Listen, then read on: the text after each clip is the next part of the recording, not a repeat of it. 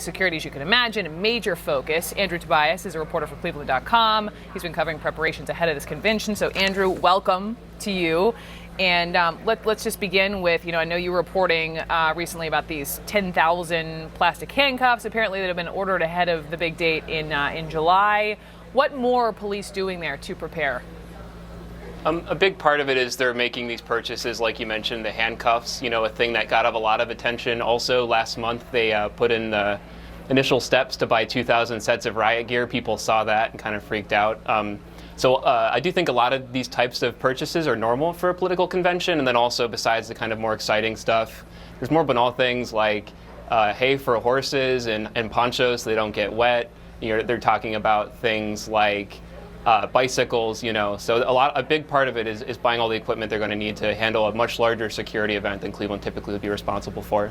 I'm glad you made the point because, I know some of this is extraordinarily typical ahead of any sort of convention, but I am wondering, as I've been reading around, are police at all concerned when you talk about riot gear, the optics of all of this ahead of a convention or at a convention?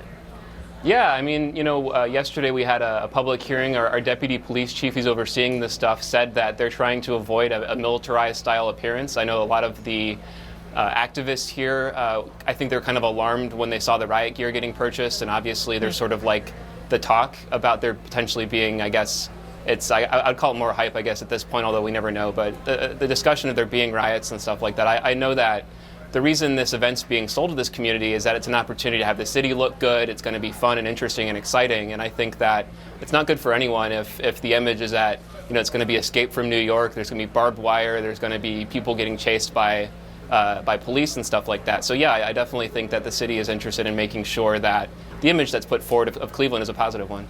Do you know if Cleveland police, for example, have sought out the advice of other cities who have held conventions in years past? Yeah, I know that they've recently traveled to Washington, D.C. last week. The nuclear summit was there with all of the different international leaders. I know that they're consulting with the Washington, D.C. police that handle this kind of stuff kind of on a regular basis. But sure, yeah, also cities like Tampa, Florida, St. Paul, Minnesota, just any of the cities that have hosted recent political conventions the Cleveland police have reached out to them. Hotels, they sold out yet? Yeah, it's been a while since I've checked on it, but maybe a couple of months ago, there's a story where I think it was a Super 8 in the suburb here that has the mall in it that was going for like $200 a night. Oh my goodness. I'm glad I live here. I'm probably, fortunately I'm going to be able to make it to the convention, but yeah, if you're trying to get a hotel room at this point, good luck. Andrew Tobias, we will be talking again, I am sure, all eyes on Cleveland ahead of the big date in July. Thank you, sir, so much.